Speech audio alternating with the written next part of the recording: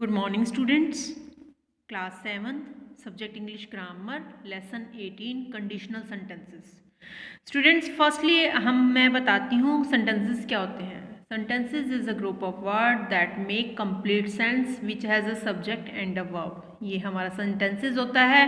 इसके two parts होते हैं, subject and predicate. आज हम करते हैं conditional sentences. Conditional sentences are दो सेंटेंसेस. कंडीशनल सेंटेंसेस वो सेंटेंसेस होते हैं which are based on condition, जिसमें कोई कंडीशंस होती है. Which can be impossible condition, जैसे कोई शर्त होना. कंडीशंस मैंने शर्त होना, जैसे कि कोई इम्पॉसिबल कंडीशन, ओपन कंडीशन, खुली कंडीशंस रख देते हैं, खुली शर्त रख देते हैं. अनरियल और इमेजिनरी कंडीशन, जो कल्पना की कंडीशंस होती हैं, मतलब माइंड में. जैसे इम्पॉसिबल में क्या होता है, रियल पास्ट कंडीशन, जो पास्ट कंडीशन होती है, जो मतलब इम्पॉसिबल होती है, जो पॉसिबल नहीं है. ओपन मैंने क्या होती है, फ्यूचर कंडीशन, जो आने वाले के लिए होती है. भी ओपन कंडीशंस रख दी, आने वाले फ्यूचर टाइम के लिए भी, ऐसा करूँगा तो ऐसे हो जाएगा, तुम ऐसा करोगे, जैसे कोई भी कंडीशन, कोई शर्त रखना. अनरियल क्या होती है, जो प्रेजेंट कंडीशन, अनरियल जो कंडीशन होती है. फर्स्टली हम पढ़ते हैं इम्पॉसिबल कंडीशन.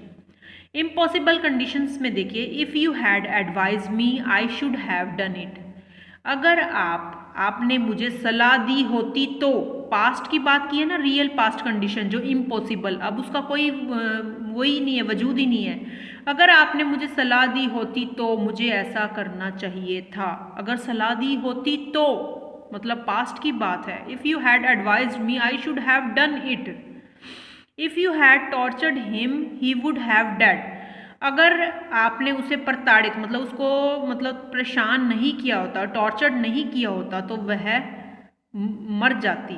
ठीक है ना, तो ये पास्ट की है. If the teacher had taught us well we would have passed in the examination. यदि शिक्षक ने, मतलब जो टीचर ने हमें अच्छी तरह से पढ़ाया होता तो हम परीक्षा में पास हो जाते. पढ़ाया होता मतलब पास्ट की बातें है ना, रियल पास्ट कंडीशन जो इम्पॉसिबल है. If we had caught the right bus we would have reached on time. अगर मतलब हम सही बस पकड़ लेते तो हम समय पर पहुंच जाते, मतलब वो बात हो चुकी है. After reading the above sentence we come to the conclusion. हम इस निष्कर्ष पे निकले हैं इन सेंटेंसेस में based on the impossible conditions है. ये सेंटेंस जो है, सेंटेंसेस हैव पास्ट कंडीशंस के बारे में है. We can write this sentences another way. हम दूसरे तरीके से भी लिख सकते हैं. Had you advised me I should have done it. अगर मुझे सलाह दी थी तो मुझे यह करना चाहिए था. आपने सलाह दी थी तो मुझे ये करना चाहिए था. Had you caused me him he would have won the match. अगर उसने कोच बनाया होता तो वह मैच जीत जाता. We see the structure of the sentence is changed. मतलब सेंटेंसेस वही हैं लेकिन उनको सेंटेंस को चेंज करके meaning of the both the sentences unchanged. Open condition क्या है, फ्यूचर के लिए. ठीक है ना. ओपन कंडीशंस में देखिए, if he ask me I shall come to me. अगर वह मुझसे पूछता है तो मैं उसके पास आऊँगा. If he comes early he will get admission. Future के लिए मतलब आने के लिए, आएगा. अगर वह जल्दी आता तो उसे प्रवेश मिल जाएगा, मतलब वो आएगा फ्यूचर के लिए ना. Advance, if he comes early he will get admission. अगर वो आ जाता है तो उसको एडमिशन मिल जाएगा.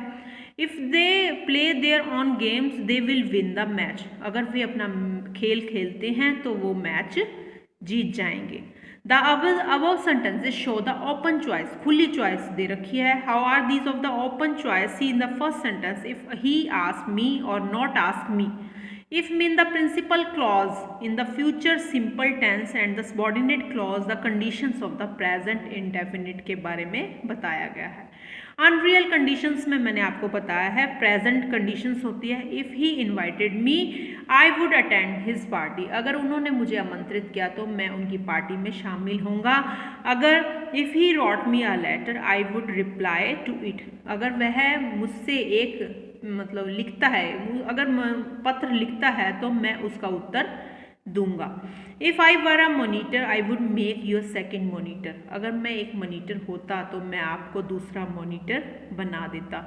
इन द अबव सेंटेंसेस में the clause beginning with if is not taking the place present moment only the result can be imaginable. बल्कि रिजल्ट पे भी इन्होंने कल्पना कर रखी है. अभी पहले अगर मैं मोनीटर होता तो आपको दूसरा बना देता, रिजल्ट भी शो किया हुआ. It is the peculiar case of the present conditions with a verb in the past, past का दिया हुआ है, so the verb in the clause beginning with if in the simple past tense, और principal clause में use might, would और could का use किया हुआ है।